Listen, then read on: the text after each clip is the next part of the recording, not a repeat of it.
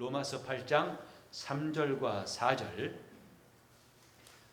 3절과 4절 다 같이 한음성으로 3절과 4절을 읽겠습니다.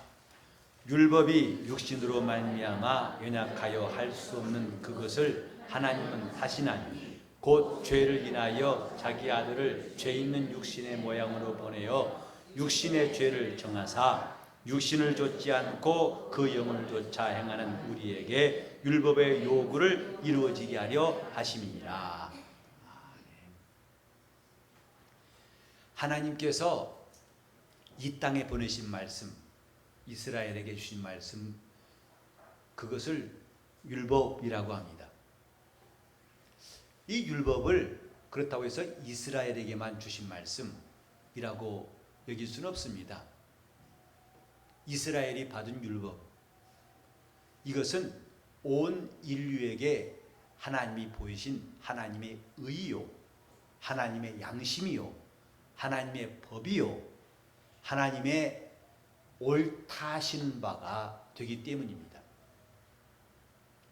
어떤 사람은 이 율법을 첫 언약이라 해서 폐했다고 다시는 우리는 율법과 관계없다고 하는 사람도 있습니다만은 그건 온전한 이해가 아니에요.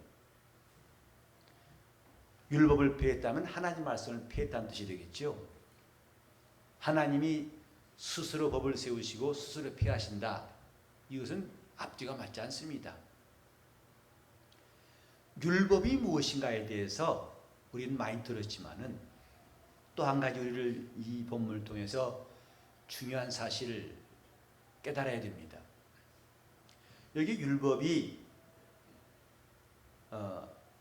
육신으로 말미암아 연약하여서 할 수 없는 것을, 그것을 그랬습니다. 로마서 8장 특별히 좀 우리가 꼼꼼하게 읽고 이해를 착실해야 할 필요성이 있는 말씀이라고 생각해요. 여기에 연약하다고 할 때 주체는 육신이 아닙니다. 율법이 연약하다는 뜻이에요. 율법이 연약하다. 그 말은 율법이 힘이 없다는 뜻입니다. 무기력하다 이 말이죠. 이것을 육신이 약하다는 것으로 잘못 들어가 버리면 말씀을 제대로 이해할 수가 없어요. 율법이 육신을 인하여 연약하여 할 수 없는 그것, 오늘 이것을 말씀드리겠습니다.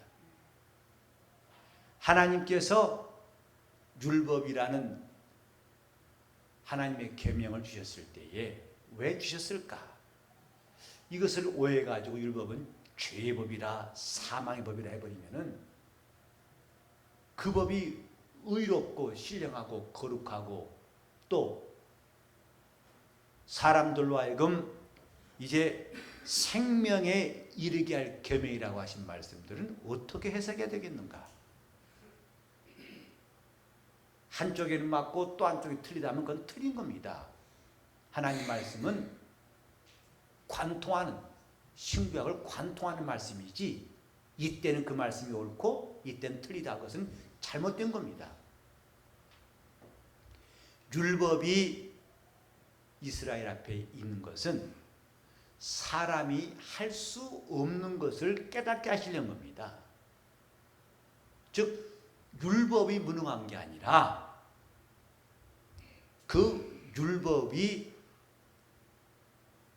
육신을 갖고 있는, 죄를 지어서 육신 있는 인간에게는 무기력하다 이 말입니다. 그러니까 무능한 게 아니고 힘을 쓰지 못한다 이 말이죠.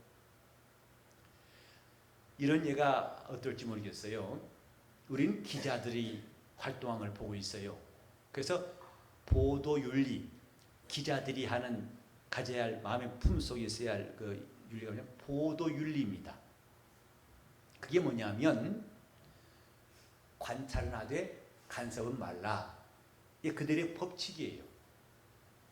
즉 기자의 정신이라는 것은 그 사건에 개입하거나 간섭하면 안 되는 겁니다. 그래서 종군 기자들이 전쟁의 참상을 보고 또 위기에 처한 사람을 갖다가 사진 찍고 기사를 다 집어치고 구하지 않습니다. 참상을 그대로 전할 뿐이죠. 그래서 잘 관찰해서 기자의 임무라는 것은 그것을 많은 독자들에게 사실을 제대로 알리는 것이 목적이지, 그는 전쟁터에서라도 자기가 돕는 사람, 거기서 힘을 보태가지고 적군을 물리치거나 뭘 돕는 사람 역할은 아니에요. 그래서 기자에게 그런 걸 기대했다가는 잘못된 겁니다. 그들은 관찰하고 취재를 하되 그들이 손 하나 까딱해서 그를 도울 수는 없어요. 돕지 않는다고 기자를 비방할 수 없습니다. 너 왜 그때 그 사람을 안 도왔고 왜 그랬냐? 기자로서는 그에게 책임 추궁할 일이 없어요. 그게 그의 본분이기 때문에. 전에 덴마크에서 요새 유명한 사람 아시죠? 근데 그 숨은 곳을 알았어요. 어떤 기자가, 어느 언론사 기자가. 그래서 그 기자가 그만 경찰에 신고했어요. 그때 논란이 많았습니다. 과연 기자가 그럴 수 있느냐? 물론 온 나라가 관심이 있고 그 사람 꼭 잡아야 할 사람이라고 누구나 공감하지만은 이제 어떤 방송사 기자가 쫓아가서 그의 숨은 곳을 알아내가지고 마침내 그가 경찰에 검거되었어요. 그걸 보고서 저거 말도 안 된다. 기자 정신. 한쪽에서는 잘 잡았다. 우리가 꼭 잡아야 할 사람이 잘 잡았다. 기자를 칭찬하는 사람도 있고, 그건 말도 안 돼. 기자가 왜 저 모양이냐? 기자 노릇하던가 아니면 신고자 되든가 둘 중에 하나 해야 되지. 전 기자의 본분이 아니다. 그래서 아주 갑론을박하고 인터넷상에서 뜨거웠습니다. 기자로서 할 일은 신고하는 게 아니고, 범인이 있다 할지라도 신고하는 것은 아닙니다. 하지만 그때 이 사람은 기자란 정신보다도 나는 이런 중대한 문제에 해결할 수 있는 거라면 하겠다. 아마 그렇게 해서 한 것 같아요.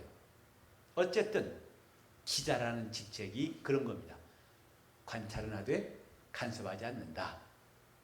마치 율법은 기자와 같다 할 수 있어요. 즉 그가 힘이 없어서가 아니라 그 기능 자체가 죄인을 살릴 수는 없습니다. 인간을 도울 수는 없어요. 즉 인간으로 하여금 이렇게 하라고는 가르칠 수 있지만은 하게 할 수는 없다 이 말이에요. 이 차이점을 잘 이해하셔야 됩니다. 그러니까 율법이 무능해서가 아니라 그는 죄인 인류의 인간들에게 이것이 하나님의 뜻이다. 이렇게 해야 옳다. 이렇게 하라고 끝없이 그래서 바른 길을 제시하고 가라고 할 수 있지만은 그들을 가게 만들 수는 없다 이 말이에요.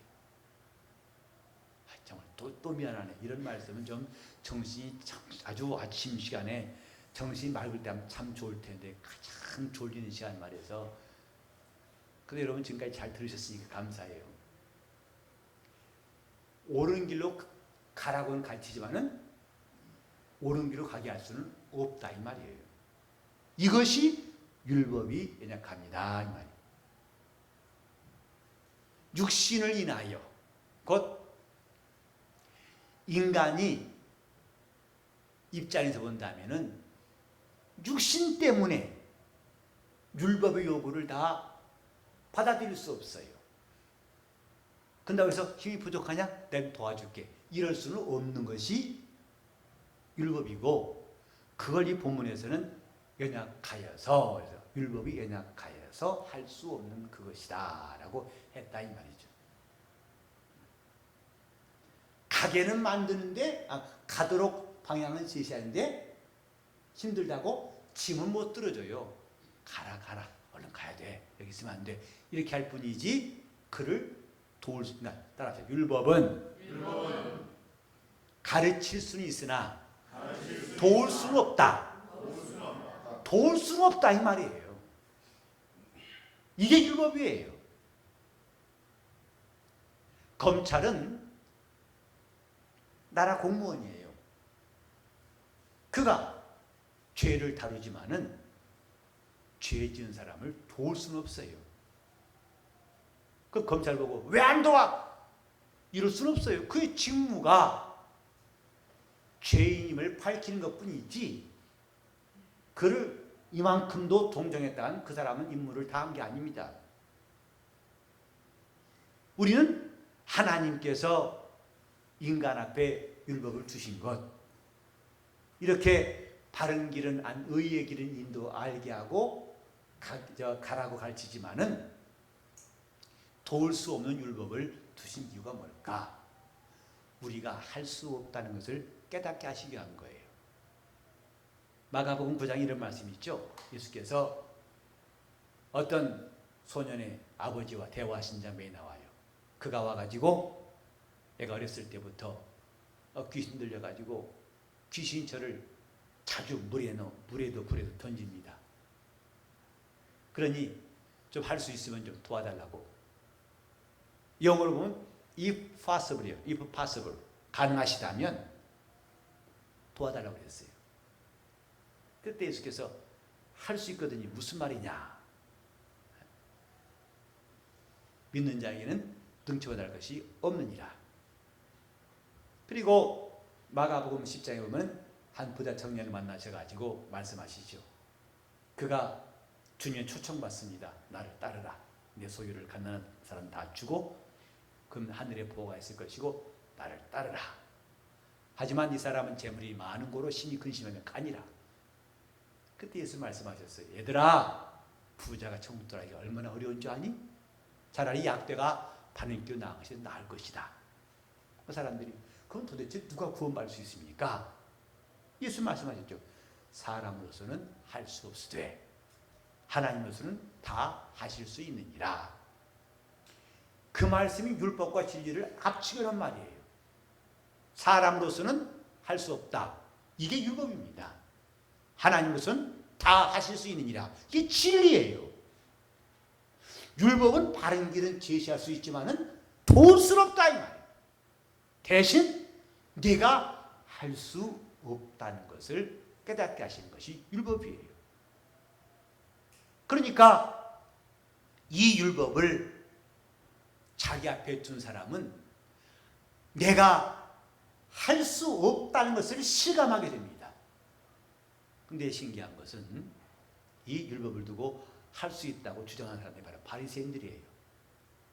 우리는 이렇게 했습니다. 멋있죠? 잘했죠? 굉장하죠? 멋있지 않습니까? 했어요. 주님께서 화 있을진저 너 큰일 났다 이 말이죠. 내가 그 율법 앞에서 나는 안 되는구나, 나는 절망이구나 이걸 알아야 할 텐데 오히려 그들은 예수 앞에 와서 자랑했어요. 우리는 일주일에 2번 금식하고 11절 철저하게 긋고 이런 세리하고는 노는 물이 다릅니다. 수준이 다릅니다. 즉 자기 스스로 의롭다고 했어요. 율법은 내가 도무지 의로워질 수 없는 존재라는 것을 깨닫게 하려고 주신 것인데 자기는 의롭다고 말했습니다. 그러니 너는 지옥을 피할 수 없구나 이 말씀이에요. 어떻게 지옥의 판결을 피할 수 있겠느냐? 하나님 말씀을 오해한 것이다 이 말이에요. 오늘 우리 영적 생활도 지금 하나님을 간절히 찾고자 하는 마음이 필요한데 그것은 율법이 있을 때만 가능한 이야기예요. 즉 내가 얼마나 무능하고 얼마나 절대적으로 연약한 존재인가를 실감하게 만드는 게 율법이에요. 그래 기도할 때에도 이것을 절감한 사람들은 하나님 앞에 간절히 기도합니다. 저 여호사와 왕처럼 이제 모압과 암몬 그 두 나라, 큰 나라 연합군이 쳐들어오는데 속수무책이에요. 그래서 여호사밧 왕이 기도할 때 우리는 어찌할 바를 알지 못하여 오직 주만 바라보나이다 하고 기도하죠. 이건 그냥 형식, 조금 엄살도 아니고 사실입니다. 우리는 어찌할 바를 알지 못하여 다만 주만 바라보나이다. 하나님은 그런 기도를 기뻐하셨고 들으셨어요. 그래서 보라가 골짜기에 놀라운 승리, 인간이 손 하나 까딱할 필요 없는 어마어마한 승리를 여호사밧 왕이 경험하게 하신 거 아닙니까?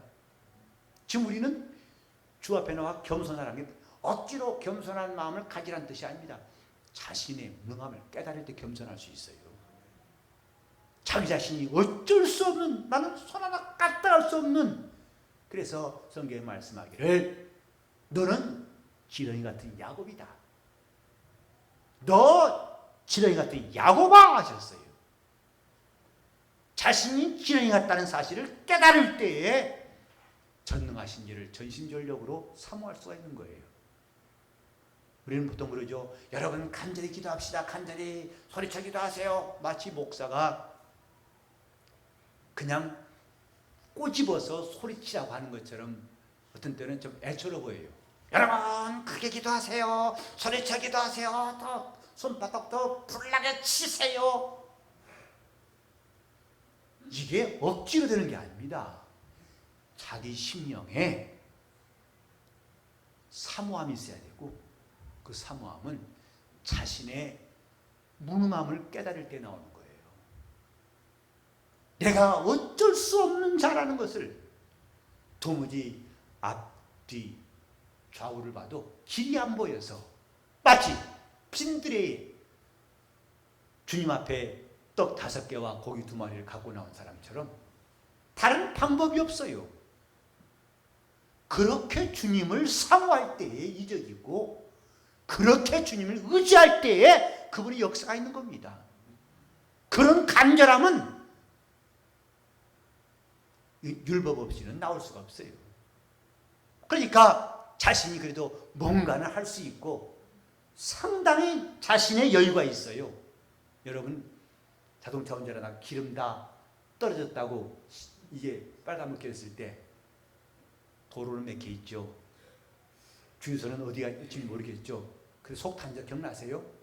저 불이 언제 나는 더 못 견뎌 하고 서버릴 것 같아서 빨리 근데 차는 왜 안 가는지 빌려가지고 속 타죠. 야, 좀 아까 기름 넣고 출발할 걸 괜히 한번 또 모험을 시민거렸다고 후회했지만 때는 늦었어요. 게다가 또 소변 말이 좁으면 정신없습니다. 어쩔 줄 몰라요. 지금 보세요. 그렇게 지금 보통 이제 그런 빨간불 돌아도 경고등 돌아도 한 차에 따라서는 20-30km 더 간다고 그래요. 근데 지금 내가 몇 킬로 하는지 알 수 있어야지. 그것 때문에 마음 졸이고. 그때는 기도밖에 없어요. 주여 그저 가게 하여 주옵소서. 중간에 쓰면 낭패, 이것도 꽉 막힌 게 서보세요. 남에게도 민폐가 되고, 주여 그저 그냥 맹물로라도 가게 해 주시옵소서. 길 먹고 들라고 그러죠. 영적인 생활도 그렇게 자기 자신을 절박함을 느껴야 간절히 하는 거예요. 그게 뭐냐? 율법의 기능이에요. 할 수 없는 것을, 너는 할 수 없다는 것을, 너는 용서할 수 없다는 것을, 너는 인내할 수 없다는 것을, 너는 믿음이 없고 담대함이 없다는 것을, 너는 평안이 없다는 것을, 너는 남을 용납할 힘이 없다는 것을, 네 힘으로는 안 된다는 것을 절감한 사람들이 간절히 주님께 매달린 것입니다. 이것을 하게 하는 게 율법이에요. 그러니까 사람들은 자기가 얼마나 부족한지, 목사님 부족하죠. 다 부족하죠. 우는 거 보면요 아직 부족한 것 같지는 않아요. 상당히 여유가 있어요. 그냥 목사 앞에 겸손히 차린 거죠. 다 불쌍합니다. 다 부족합니다. 제가 참 수십 년 더 믿으면서 참 부족한 거 많더라고요. 5절 보면요, 부족함 별로 못 느낀 것 같아요. 우린 지금 주님 앞에서 자신이 얼마나 부족한 자인가를 느끼는 분량은 내게 그분의 법이 있는 분량과 일치한다고요. 그러니까 평소에 하나님 말씀 없이 신앙생활하니까 그냥 건성으로 부족하다는 것이죠. 건성으로 주님이 필요하다는 것이죠. 그 결과 어디서 나오냐? 기도할 때 나와요. 기도할 때 간절함이 묻어있는 사람은 그걸 실감한 사람이고, 그렇지 않은 사람은 그냥 배우처럼 연극 배우처럼 겸손한 자는 것이고, 그렇게 배우처럼 했다가는 우리는 하나님 앞에 얻을 것이 아무것도 없어요. 미안하지만 헌이란 겁니다. 내가 주님 앞에, 그러니까 이렇게 합심에 기도할 때도 목사는 괜히 부담스러워. 왜? 기도 소리가 처음에는 와 나가지고 포르테로 갔다가 피아니 시시시시 그러면 목사님도 그러려고 또 더 제야 기도가 떨어집니다. 기도 붙잡아 주시라고 또 잡아 당깁니다. 그게 얼마나 답답한 일입니까? 이게 남의 일입니까? 우린 각각 다 지금 목사뿐만 아니라 누구나 각각 다 자기 영혼이 얼마나 곤고하고 얼마나 부족하고 얼마나 낙심되는지. 저는 아침마다 우리 성도들의 이름을 부르면서 기도하는 것은, 요즘엔 정말 그 말이 나와요. 주여, 나는 이 가정에 이 사람이 할 수 있는 일이 없습니다.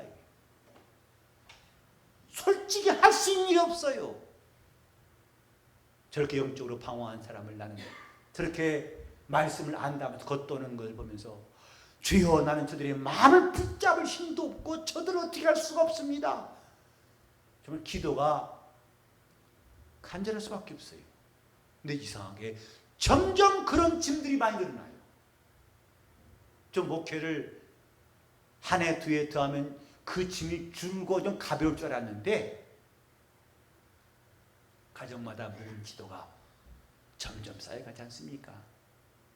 그래서 저는 솔직히 그래요. 주님, 저 주님께 부탁합니다. 정말 이름을 불러 이 사람을 기도할 때 이 얼굴을 기억하시고 저들의 이름을 기억하시고 형편들을 기억하사 주님 살펴주시옵소서. 기도 소리가 절박할 수밖에 없어요. 주님만이 저들의 마음을 돌이킬 수 있는 분이고, 저들을 돌아오게 할 수 있는 분이고, 저들을 낫게 할 수 있는 분이고, 저들이 살려달라고 기도하게 할 수 있는 분이십니다. 주여 도와주옵소서. 주여 도와주옵소서. 참 목사가 이렇게 무능하고 이렇게 답답한 자인가를 점점 저는 좀 짐이 무거워지면 느껴요. 이 앞에서 강단에 설교만 한다 목사 아닙니다. 제가 할 수 있는 일이 너무 없어요. 너무나 없어서 정말 기가 막힐 지경이다 이 말이에요. 그러니까 하나님 앞에 기도할 수밖에 없더라고요. 주여 도와주소서. 주여 도와주소서. 해외 갔다 오면 좀 시차가 또 체력 때문에 떨어지기도 하지만, 이제 돌아와서도 저는 목이 거의 잠겨 있어요. 아침마다 기도하니까 더 목이 회복되는 기회가 없는 것 같아요. 그렇게 기도할 수밖에 없어요. 요즘 시간이 점점 늘어나요. 왜? 교인들이 늘어나니까 점점 늘어납니다. 이제 제 용량이 한계가 온 것 같아요. 아무리 빠짐없이 다 기도했다고 했는데도 나중에 교인 멤버 보면 또 빠졌어요. 다시 또 추가로 기도하고 추가로 기도하고 추가로 기도하고. 여러분 여기 다 한 사람 빠짐없이 다 오늘 아침도 계속 매일매일 기도하는 여러분의 이름을 하나씩 불러가면서 기도하고 있어요. 근데 할 때마다 주여, 정말 가정들 돌아오면서 마음의 안타까움, 동시에 내가 얼마나 무능한가 무력함에 대해서 탄식이 나오게 되고, 그러니까 요새는 용기가 생겨요. 주님, 그래서 주님께 기도합니다 라고 말해요. 그래서 내가 주님께 기도합니다. 주님 좀 도와달라고 기도합니다. 율법은 우리를 도울 힘이 없습니다. 율법이 할 수 없는 것, 그건 율법 자체가 불의하고 거짓되고 또 무능해서가 아니라 기자가 보도유지를 지키려고 범인을 잡지 않고 범인만 찍고 가는 것처럼. 제가 그런 이야기 몇 번 들어봤는데, 동물의 세계 했던 기자가 찍을 때 잡혀 먹어요. 우리 같으면 쫓아오니 저거 왜 약한 걸 갖다가 그냥 막대기 찍다가 그러면 그 장면 못 찍어요. 그 찍으려면 가만둬야 돼요. 잡혀 먹어요. 그건 좀 잔인해 보이죠. 기자가 저 왜 저러냐고. 그 기자의 임무입니다. 율법은 그와 같습니다. 그런 율법은 우리로 하여금 내가 할 수 없음을 깨닫게 하고 있다 이 말이죠. 절박하게 주님 앞에 찾고 주님을 부르짖게 만드는 이 역할을 율법이 하고 있습니다. 신앙생활은 반드시 하나님 말씀 갖고 해야 한다고 말씀드렸죠. 율법 있을 때 회개가 나옵니다. 율법 있을 때 하나님께 나갈 이유를 찾게 되고 그분을 찾는 간절함도 바로 거기서 나옵니다. 내가 주 앞에서 나를 비춰볼 수 있도록 주여 나의 연약함을, 그러니까 율법은 직접 도울 수 없지만 우리를 도우시는 분에게로 가게 만드는 것은 있어요. 주님께 가면 너를 도우신다. 자, 따라합시다. 주여, 나를 도우시옵소서. 이는 내가 아무것도 할 수 없기 때문입니다. 그것을 알게 하는 게 율법이다 이 말이죠.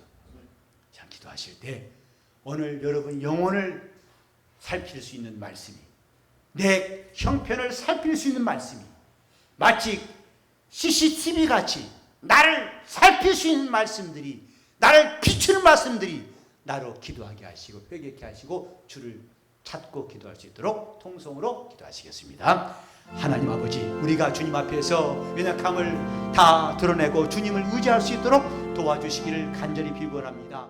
하나님 아버지, 우리 영혼을 실감하는 성도가 되게 하여 주시옵소서.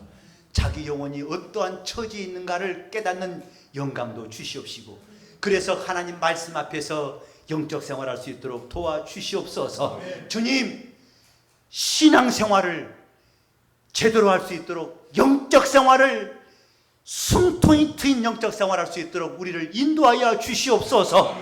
지금까지 우리 삶이 만족스럽지 아니하고 메마른 것을 깨닫고 주님께서 우리를 쉴만한 물가로 푸른 초장으로 인도하여 주시옵소서. 성령께서 일하시는 충만한 역사를 사모하게 도와주시옵시고, 가정마다 생기가 돌게 도와주옵소서. 행복한 변화가 있도록 역사하여 주시옵소서. 정말 주님만이 일하실 곳이 우리 가정이고 주님의 일터가 되게 도와주시옵시며, 주여 오랫동안 묵은 기도와 응답되게 하시고 종들이 빈복이 다 임하게 도와주옵시며, 하나님이 함께 하신 역사를 모두가 보게 도와주시옵시고, 그래서 우리 교회는 주님이 살아 역사하시는 교회로 소문나게 도와주시옵소서. 주연이 함께 하시고 나옵고 예수 이름 받들어 기도 올리옵나이다.